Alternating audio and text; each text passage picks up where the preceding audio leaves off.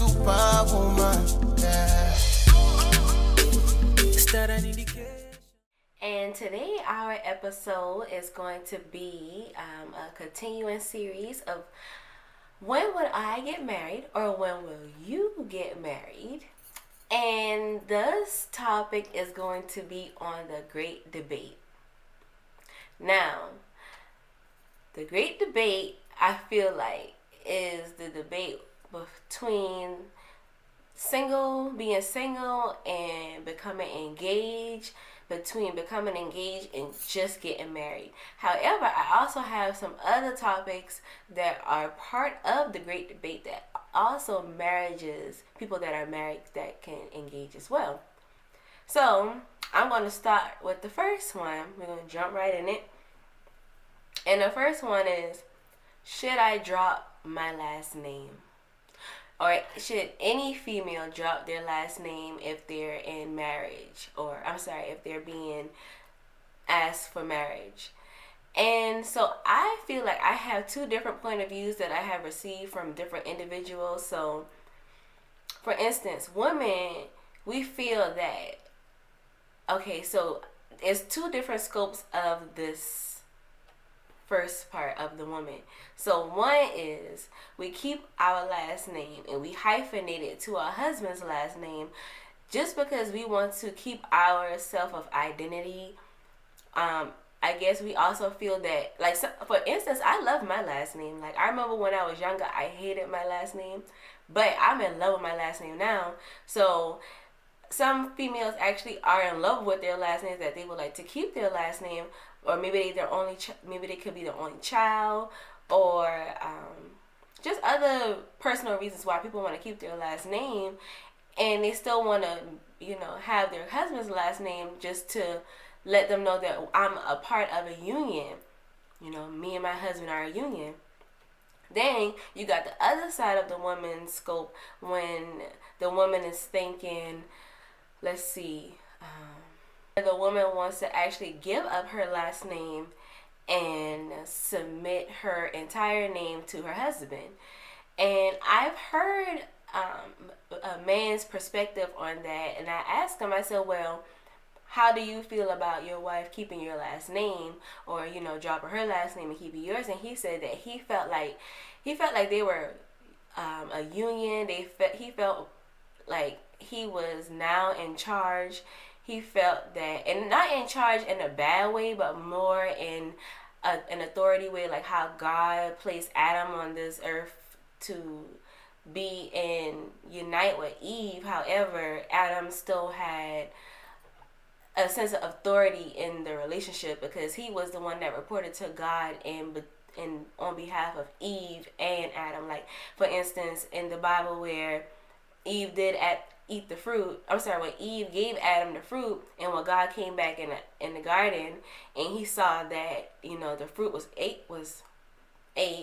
eaten, whatever. When he saw that the fruit was eaten, that don't sound right. But anyway, when he saw that the fruit was bitten, there we go. We'll go with that. When he saw that the fruit was bitten, he asked Adam, he was like, well, what happened about this fruit? He did not go to Eve because Eve is not who really answers to God when it comes to a family or a union. Eve, she's responsible for herself, and she's responsible for her family. However, when it comes to reporting to God, the husband is the authority, that he leads the family. However, so back to what I was saying, he felt that he was basically the dominant, I guess, in the godly figure union side of it. And I kind of agree with that in a way. I was just like, okay, like I see both scopes where it's just like, okay, well, I would love to keep my last name because I feel like this is who I am.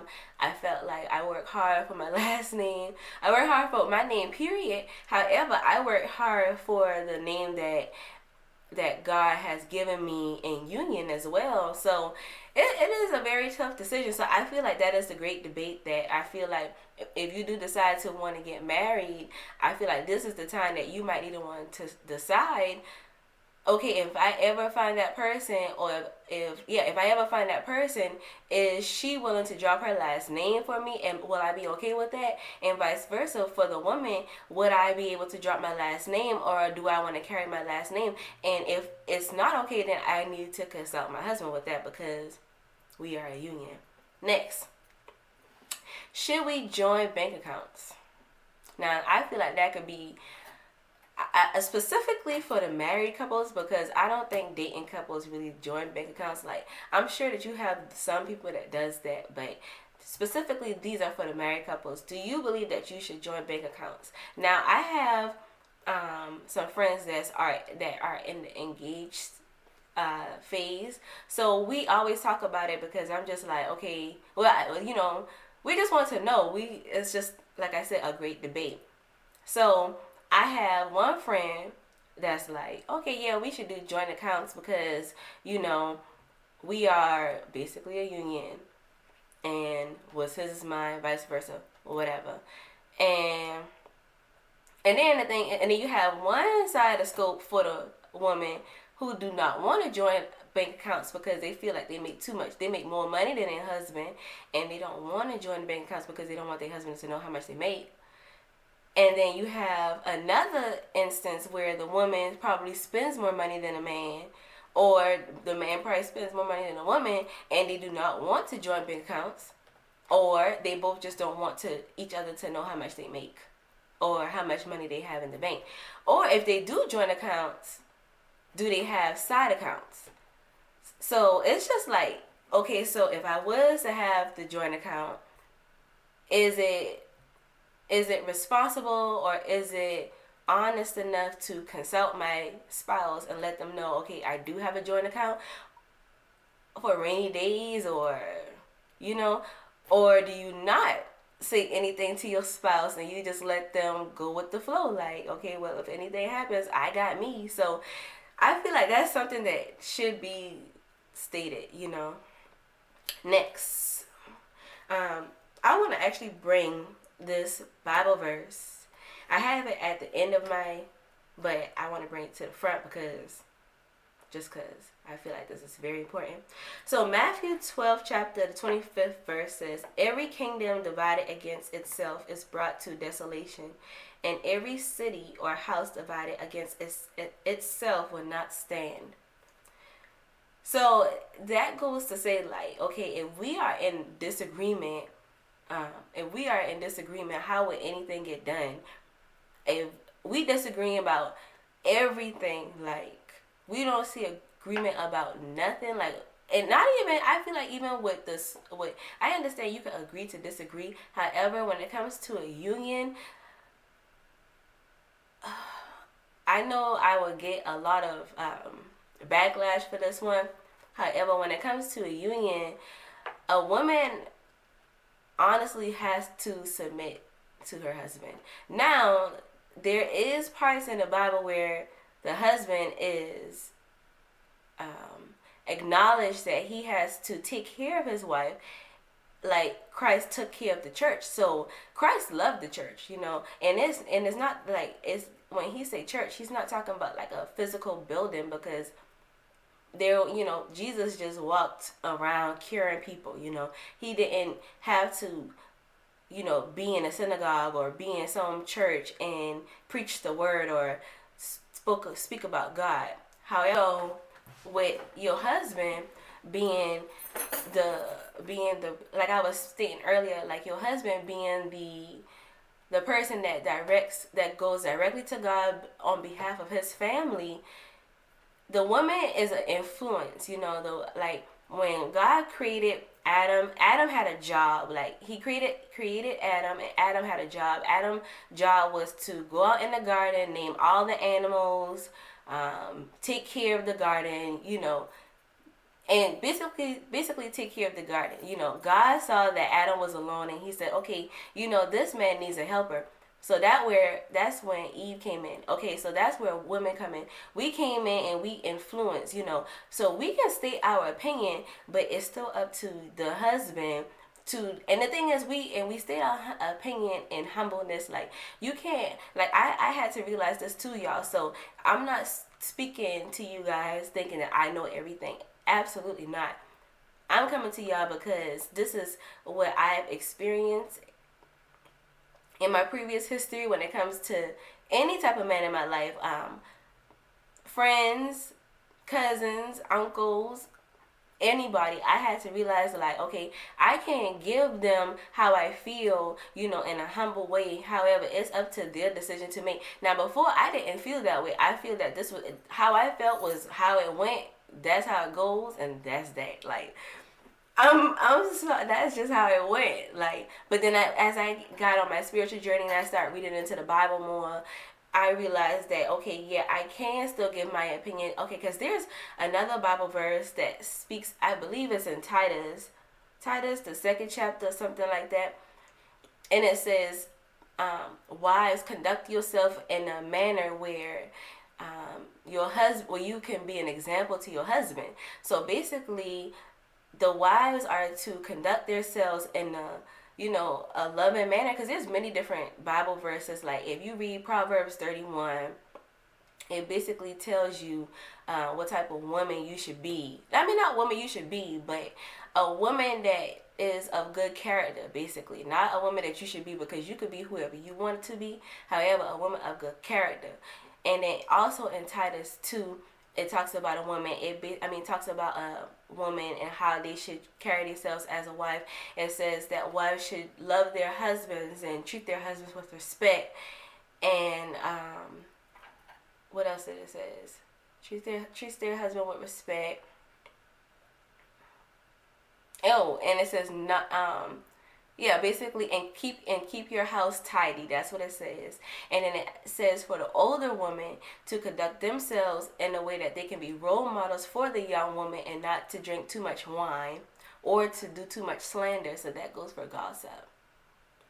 And then, like I said, in Proverbs 31 basically talks about a woman who basically, she makes her own clothes.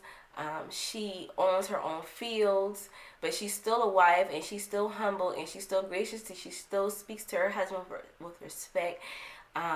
She basically was a working woman. She worked with her hands, but she also was humble, gentle, kind, and she spoke, positively or whatever. So, also Ephesians 2 talks about a great husband and how a husband is supposed to carry himself. And basically how it's just layers to this. And I haven't really studied Ephesians 2, I'll be completely honest, because I'm not really sure why. Maybe I should, because if I'm just so I would know that, what to expect out of, not expect, but what to basically what to expect out of my husband, because if, I feel like the word is true. I had a time in my life where I did not believe in the Bible, and that's another story for another day, okay? But long story short, I just feel like next topic. All right. So but I forgot to still talk about the Bible. Still talk about the Bible verse. So yeah, a house divided against itself. So if we're divided against ourselves with bank accounts, we divide against ourselves with how we feel about who should keep our last name and things like that. Or like the next one, 50-50. 50-50. Now, some women feel like, okay, the husband pays all the bills, she does, I guess she's the housewife, she does the cleaning, she does the babysitting, and then you got some wives that do not want to stay home, and they're like, okay, but I'm still not paying 50-50, like, okay, he can pay 80, I'll pay 20, but it's just like, okay, well, what if you make more money? What if you make more money than your husband? Then it's just like, okay, well, how do you flip that script? And then you got some woman that's like, okay, I'm not paying 50-50, but I'll pay these bills. I'll pay all the utilities and he pays the mortgages and the car notes or something like that. Then you got some men that feel like, oh, we going 50-50. But then a woman like, okay, well, if I got to clean and do all of this, then why should we go 50-50? Then you got the men that's just like, well, I can clean up for myself. I don't need you to clean up for me. Then it's just like, okay, well, if that's the case, then it's just like, where is the middle? Who, I mean, is it like, okay, well, one day someone takes up the trash, the next day someone takes up the trash? Or would you obligate someone to take up the trash, or someone to obligate to do the dishes? Someone cooks this day, someone cooks that day, someone cooks this week. And basically the next thing was household chores. So 50-50 and household chores, they go hand in hand. So it's just like, okay, well, when are we, who pays the bills this month? Like, or who pays the bills at all? Or is the woman the more dominant person where she feels, not dominant, if she's the more organized person where she feels like she can make sure that all the bills get paid on and nothing gets cut off? Or the husband feels that way, or it feels like, okay, well, if I do trust them with the money, would they spend the money on what they need to spend the money on, or do they spend the money on shopping? And it's just like, okay, so you basically have to, things like that. Like, I feel like when you are in your singleness, this is some things that you have to discuss when you do finally meet somebody, because everyone has different opinions on how they feel like a husband and a wife should do. Because some people feel like, some men feel like, well, the wives, she's supposed to be in there cooking, cleaning, making sure he good. And then some wives like, I'm not cleaning up after you. Like, if you leave your stuff on the floor, you need to pick your stuff up. And that's just how life is about to, and I just feel like it'll be a constant battle, but it only will be a constant battle if we don't talk about it. I feel like if you actually get to talk about it now while you're still single or you're dating, then you'll be able to get past that hump. Next one, family gatherings. Okay, well, some people want to start their own family tradition where they want to have Christmas at their house. But then some people, like myself, I'm already used to spending holidays with my family, like my mama, or whatever. But I'm just saying in general, some people are really like that, where they only spend holidays with their family and they don't see it no other way. Or you got some people that would like to, or how about this? Y'all both go to y'all families on holidays, so it's just like, okay, well, who house will we go to on Thanksgiving? Who house will we go on Christmas? So things like that, I feel like should be discussed before you just decide to, get married. And I think premarital counseling, like, I really recommend premarital counseling. Like, I read about Megan's Good and her husband, what is his name? Devon Franklin. I read their book, and I just, listened to a lot of things they were saying, and they spoke about premarital counseling, and ever since then, I've been hearing it everywhere now. So it's just like, I feel like counseling, like I was speaking before, is able to help y'all identify those issues if y'all feel like y'all don't know how to actually bring it up yourself. And regardless, I feel like counseling can also help y'all bring up situations that y'all even haven't thought about. Last one I have is budgeting.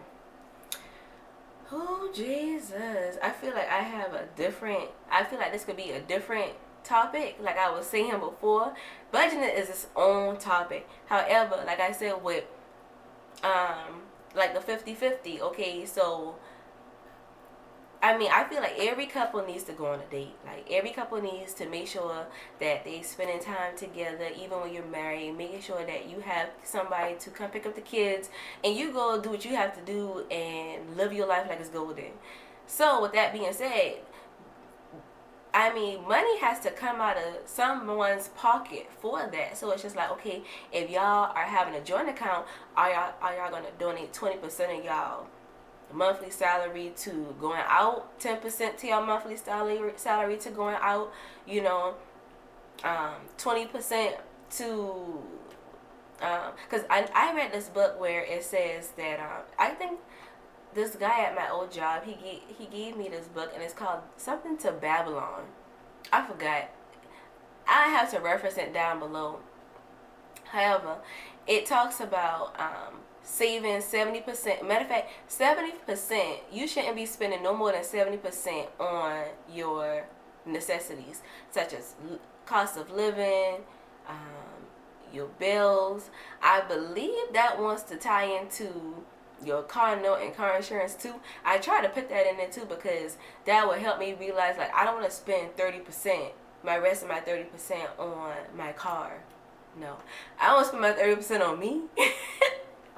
I want to spend my 30% on me. I just want to, like, no, but seriously, like, I want to go traveling. I want to save money. I want to save money. I want to do a whole lot of things with my 30%. So I made sure that however much as my salary was, I took 70% of that, and then that was my lump sum. By lump sum, I minus my rent, my light bill, my car note, my car insurance, my phone bill is not in there. Something else is in there, I guess. Oh, probably my gas and my groceries, probably. But that's in my 70%. My 30%, that's where you save for rainy days now. If you want to go on vacation, take out 5%. But that goes every month. So I feel like with budgeting, I feel like that's what couples has to actually sit down and take their time and be like, okay, let's donate this to that. So this was the end of my series, and I feel like since this is the great debate, I really want to hear what y'all have to say. I really, really, truly want to hear what y'all have to say. So it was nice, and like I said, you guys know that or if you don't know, now you know, that I do websites, resumes, cover letters, professional letters, such as if you need me to type up anything for you because you need to submit it to, I'm not sure, your attorney. I don't know. But I really take my time and I hear what you have to say, and I'll take and professionally write it out for you.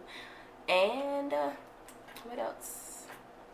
And that's all. So that website is www.indigohelps.com, and my email is info@indigohelps.com.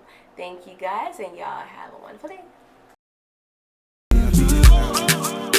Is that an invitation to take you out? And even if you say no, I take you out. I just wanna wake up and check you out, girl, early in the morning.